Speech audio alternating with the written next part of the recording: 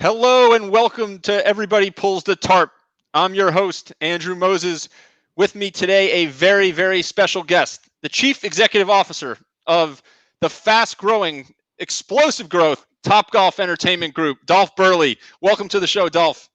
Thank you, Andrew. It's great to be here. It's great to have you, Dolf. Before we get into your career as a business leader and as a CEO, there's something about you that is really, really interesting. As I understand it, you're the reigning world champion for the pole vault for age 55 to 59. Yes, that's right. And something that was even more taxing was I'm number one U.S. and number two in the world in the decathlon for men that age. So how did you get into pole vaulting? Well, I did it out of necessity when I was in college. I wanted to be a decathlete. I needed to be a decathlete. I was fourth best on the team at a number of different track and field events. And so naturally that led to being a more successful multi-event athlete. And the way I returned to it after about 15 years off after college was that I was very inspired to do it because my son, Bax, who's now 21, was diagnosed with autism. And that was a really challenging moment in our family history. And I needed something to have in my life that would give me strength and give me something to think about and draw strength from to be strong for the fight against autism. And I've been doing it now for the last 20 years with other people my old age. And it's a way of life and it's an identity that gives me a lot of joy. So you're a world champion. How do you you make that shift back to competitive sport after taking some time off? How has competing at an elite level and the work ethic that you need to put into that, how has that in a sense influenced your leadership and your role as a CEO? Well, in so many ways, we could talk for a long time about that. I think there's a few pieces to it. One is that having some big goal that has some real purpose and mission behind it, and that you can do with other people, is really the greatest thing in life, if you ask me. And so, even if you're a track and field athlete and compete in an individual event or two, there's a whole team of people that are around you in order to help you accomplish that goal. And so, the concept of a team that makes hard things happen or can accomplish difficult things clearly carries over into the business world. And I think the other thing is that in decathlon particularly is a metaphor for life. And so all of the obstacles that you face and all of the discipline that's required and the training and the mentorship and the failing and then hopefully succeeding later, but the failing forward and learning from it is absolutely something that carries over into the corporate world. And so I really have the orientation of a coach and athlete as I think about building the fantastic team that I'm privileged to work for here at Topgolf. So you talked about coaches and coaching, and in many ways, being a CEO of a company as large and at the scale of Topgolf is in many ways you're a coach, and that's most important. If you go way back in your life, was there a coach in particular that had made a particular impact on your life? I think every coach has an impact on people's lives, and that's really the remarkable thing about the coaching community. I think different coaches have done different things for me. It's rare that you find a coach that is a combination of all the technical expertise and also the emotional support and understands the athlete so well that they can be all of those things for you. But the best coaches that I have met, and these are people like Harry Mara, for example, who is like the preeminent decathlon coach in the world. And so he is now saying you have to coach the athlete, not just the technical part of the event. And so what that means to me is really know your team, really understand their strengths, weaknesses, hopes, goals, dreams, and understand what drives them. And then build together a common purpose around what you're trying to do that really hits everybody's hot buttons deep where they live. And so coaches are the ones who can do that. And coaches are also, I think, always learning. And so you have to have the mindset, I think, as a CEO particularly, that you're always learning And we're in big trouble if I think I have all the answers. This is really a team effort to do something as complicated as what we do at Topgolf. So we've talked about, clearly there's a connection between the competitive sport and lessons you're able to take from competitive sport and bring them and apply those in business and as a leader. What about the reverse? Now, when you went back to competitive sport later in your life, were there things that you felt like you had sharpened and fine-tuned in your skill sets as a CEO and as a business operator that you were able to bring to sport? Well, I think that patience and understanding the pace at which things can move and the sequence about how to get a great outcome that may take some time is something that comes a little bit more with being a more mature business executive. So I want to get into Topgolf a little bit. So Topgolf, one of the fastest growing companies on the planet. You guys have experienced explosive growth. You're essentially transforming the entire entertainment landscape, not just the golf landscape. Wow, let's do this. Woo! There you go. There you go. You must know my friend Michael Breed if you're throwing around "Let's do this." Michael on SiriusXM PGA Tour Radio. Well, anyways, we that's his mantra. He loves let's do this. I'm from Massachusetts, so I have to say let's go like Tom Brady also. Oh, there you go. So talk to me a little bit about what's going on at Topgolf these days. Great. Yeah, well, Topgolf is a platform company. So we have our Topgolf venues, and those are the ones that are driving range structures where we've democratized golf and everybody's welcome no matter who you are or where you come from or whether you're wearing high heels or cowboy boots. And we just make it really fun, right, and accessible for people. And that's a little different than traditional golf. So that's like the really cool thing we're doing with the venues. And then we franchise that. We own and operate it in America. We franchise it internationally. We just opened in Monterrey, Mexico. We're open down in Australia. We're going to open in Dubai here in another few weeks. And we've got some great sites in China and Southeast Asia and Central Europe that are also underway. So the worldwide expansion via franchising is another part of it. And then we have this thing called Top Tracer, which is the flight of the ball that you see on TV and the shot statistics. So that's a technology that is part of our Top Tracer broadcast, but then also we carry into driving ranges across the world. And we're creating an interconnected network of hitting bays across many, many countries that allow us to do global tournaments. We actually did a global tournament on driving ranges last December with 19 countries and over 7,000 people. So we're networking it all together, and people could actually play against the pros that way. So that's exciting. And then we have Swing Suites, which is the indoor downtown urban expression of a Topgolf, which is a simulator. And then the last thing, but not the least by any means, is Topgolf Media. And Topgolf Media is the World Golf Tour game, a popular online game, and also a partnerships group. But then really fun is the original content that we're doing. And soon now, you're going to see a co-production we did with Will Smith, the actor, called This Joker, which was filmed in part at Topgolf Las Vegas, and we helped produce that. So our whole idea is we want to bring joy to the masses. Golf is a great vehicle for it. Helps if you can drink and also eat at the same time. But we're really excited about the international linking of the game, both digitally and also physically. And so I think we're representing what is a model for the future of entertainment companies that have both physical assets as well as digital assets. So there are lots of big things there, and you guys have a broad vision for how you're transforming entertainment and sport. So you and I have talked about, Dolf, this show is called Everybody Pulls the Tarp. Right. And it's all based upon a philosophy that I have that great teams, great organizations are powered by individuals who contribute in unexpected ways. So I'm wondering, amidst all the big things that you have going on, are there little things, seemingly small things that you do or the team does, or you see people on your team do on a daily basis that you feel like make a big difference? For sure. And, every one of us who is a leader at Topgolf, and this is, in the thousands at this point, has a responsibility to be a good role model. And so in our business, and I think this is true in much of the hospitality business, you never walk past a piece of trash on the floor.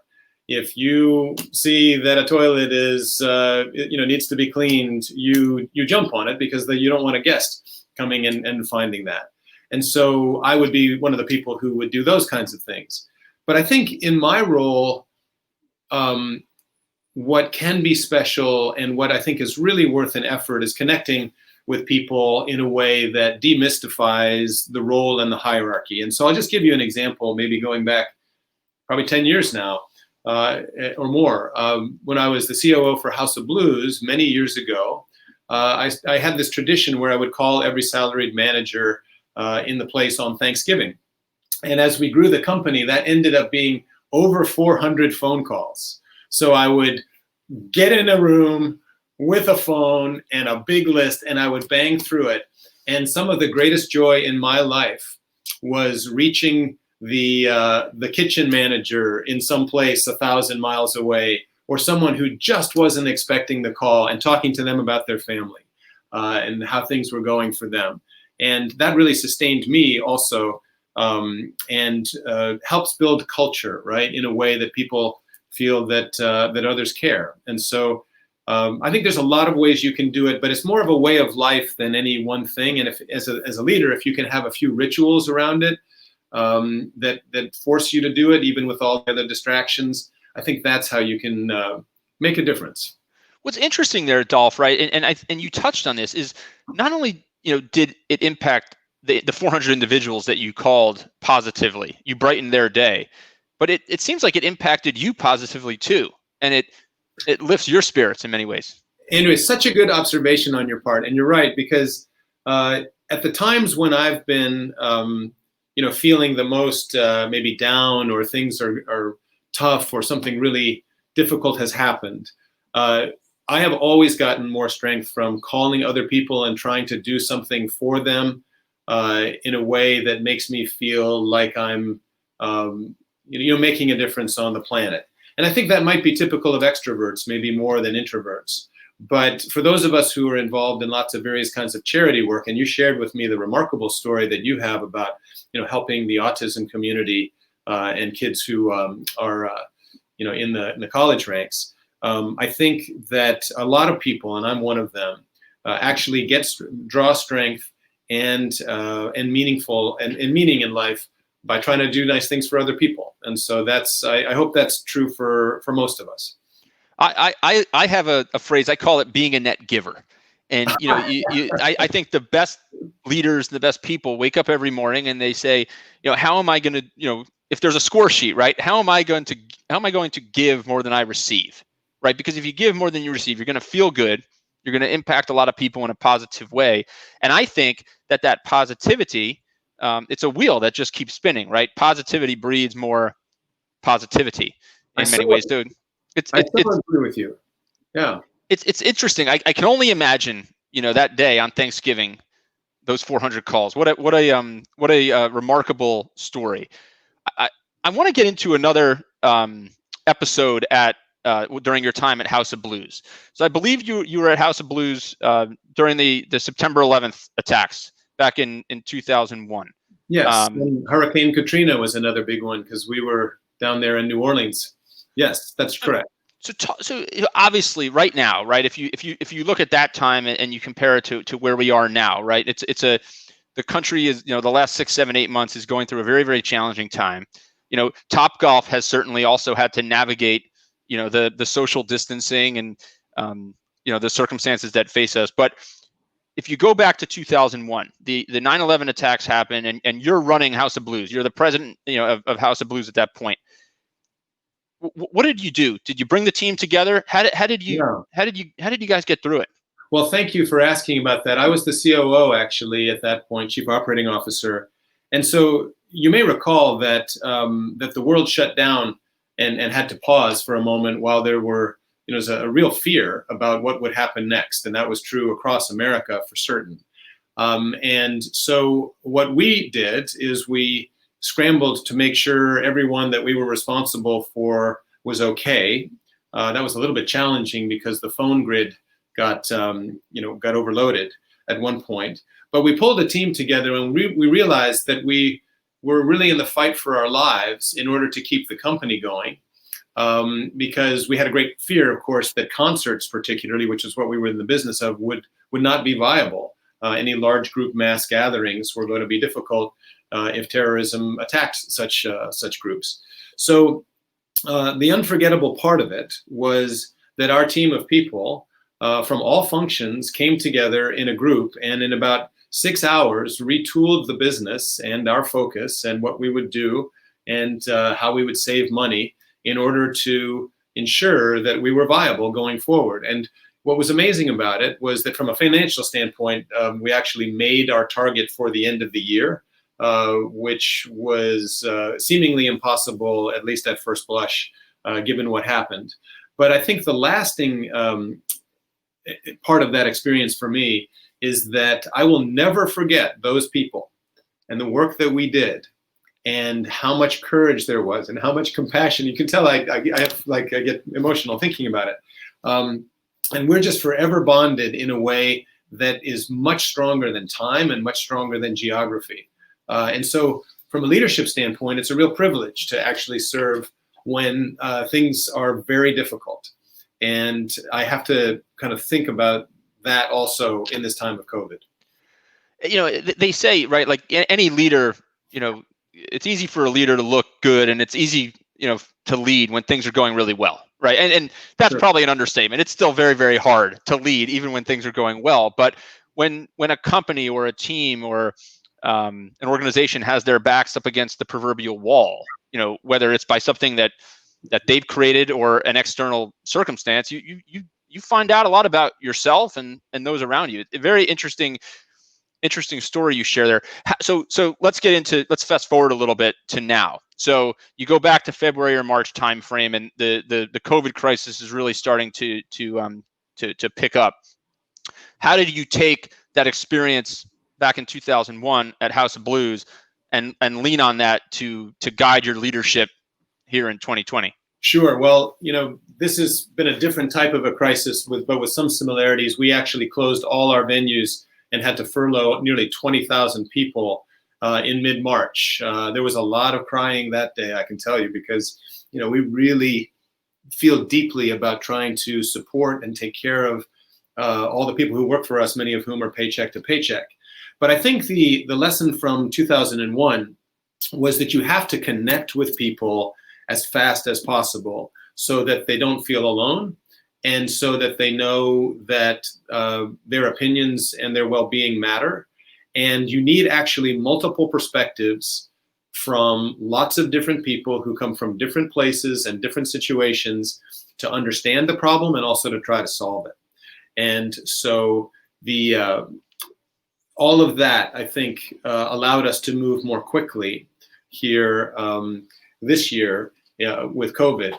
And I think, you know, once again, I was very privileged to work with a bunch of people who had tremendous reservoirs of goodwill and good feeling about our culture and about, you know, who we are and what we're trying to do at Topgolf.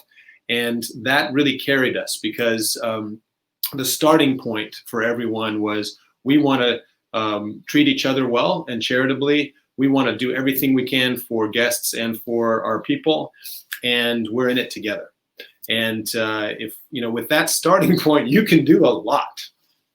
Are there moments, you know, when you're staring at some type of adversity, and you almost think back to when you're getting ready to pole vault, and you say, okay, like, I was nervous about that at some point, I can do this? Yeah. Well, you know, I'm a person who's afraid of heights.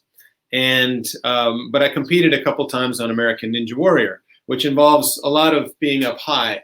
And so I called my brother-in-law, Tom, who was an Army Ranger and who had a parachute certification, to say, Tom, if you're afraid of heights, how do you deal with that? Because I can, you know, grab things and swing on things and pull myself up on things, but I'm really just freaked out by this like 20 feet between me and the water beneath me. And I also don't like to, you know, get my head underwater because the water goes in my ears.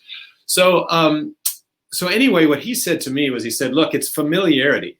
Familiarity is a great source of strength under adversity. And so there's no question that those of us who have been through some number of challenging business environments, including 2008 and 2009 with the recession, understand that what you have to do in those circumstances is lean into it, stay strong in it, pull the team together, listen to everyone, and make sure that you're taking care of people both emotionally as well as every other way that you can. And then if you do all that, then you have a chance at a decent outcome. And at least in my lifetime, each time that we've been able to do that, and I've been with people who embrace that, we've been able to come out the other side. So you said the word team there a few times, and obviously these are all team efforts, under your leadership. Yeah.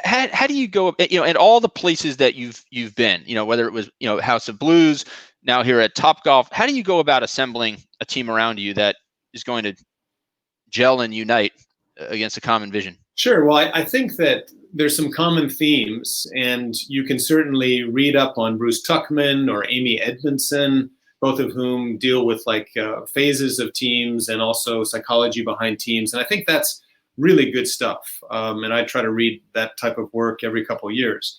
But also teams are also purpose-built, right? And so you have to just be really thoughtful about your situation. And there's this model in business you probably heard of called the STARS model. Like, are you in a startup, a turnaround? Are you accelerating growth? Are you repositioning? Or are you sustaining excellence? Because if you all agree on your situation and you agree on the goal and you have clarity around that, then you know more what you need in terms of the team. And so the fun of being a business leader, or whether you're just coming up in the ranks or whether you eventually have other roles that are more senior, is actually the very dynamic qualities of the business world and the marketplace and society in general. And as a business person, you rest on all the academic disciplines, or you don't rest on them. You draw from all of them, and that's the fun of it. And so I would say that I really like being on teams where there's just a whole lot of zeal around some difficult goal, and if we get there, we've done something that's creative and innovative, and something that we can tell our children about. I have to believe that people around you feed off of your energy and your work ethic, and the fact that you do bring your whole self, right? You've got your hands in a lot of different things. You've got a lot of different passions. Do you think people feed off of that? Well, I think we all feed off each other, right? So I think I have to do my part in that, and I'm just very fortunate, because I'm a person who didn't grow up thinking I'd be a business person. I thought that I'd be a minister or a teacher. And so I've had a chance to try on different things. At one point, I wanted to be a musical recording artist for children. You can check out my music, on Spotify and things like that. I wanted to be the next Mr. Rogers. And so I feel like I have enough background to try to connect with lots of different types of people and hopefully meet them where they are. And the biggest breakthrough for me, actually, Andrew, and it's interesting the way you phrased that question, is I got a lot of advice about going back about 10 years that it was okay to show vulnerability, because I grew up a little bit in an era and also with a father who was just a really kind of strong and sort of stoic figure. And I'm naturally kind of an emotional person and sentimental and a bunch of things like that. And so once I was given permission to be vulnerable, and show imperfection and fear and sadness and all those sorts of things, it was amazing how much happier I was, and it was amazing how much more effective I think I was, with a lot of people who are going through all of their own struggles. And so I continue to learn, but I like being in an environment where we're fired up every day to try to make something great happen. To me, that's really fun. Well, that vulnerability that you described there I think it goes a long way to creating that connection that you talk about, the relationship, that feeling that, you're, as a team, you're willing to run through that proverbial wall for those around you, right? And so obviously, you talk about that passion for achieving some type of ambitious goal, but that energy that you have, the energy that the team has, helps you chart that course. I have a phrase I use whenever we're talking about something, we have this concept called one team at Topgolf. That's one of our 5 core values. And I will sometimes couple that. We're going to be one team, and we're doing it for all the children. And what I mean is we're all doing things here that are going to help the children of all the people who work with us, because it's really for them that we're trying to do, what we're doing, so they can have good lives and they can carry on the torch as, as great Americans, as great, global citizens, because we have people all over the world. So, so one team is a big thought for us. What a fascinating way of really putting it into perspective, right? It's not a job. This is real impact that you're having. What a phenomenal story. Before I let you go, Dolf, I want to dig into a little bit of the work-life balance and the productivity. I mean, there is no question, you get a ton done. We all have 24 hours in a day. Talk a little bit about how you go about balancing it all. Well, I was very lucky. I had a good role model in my mother and also in my father. And growing up farming, what was sort of fundamental to that life was discipline and routines.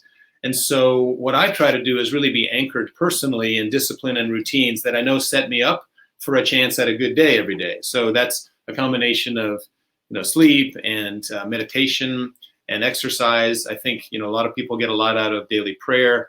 That's really up to the individual. But I think those aspects of self-care are ones that set you up physically, chemically, emotionally, to be, and hopefully, your best. And I also I think a lot about rest and recovery, particularly as a decathlete. You have all-out effort that you train for months for, and then you need to recover. It takes about 6 weeks in my age to recover from a decathlon. And so I think about in terms of our team. Like, if we've gone through something really hard, really difficult, like, how are we doing? Do we have the energy for the next effort?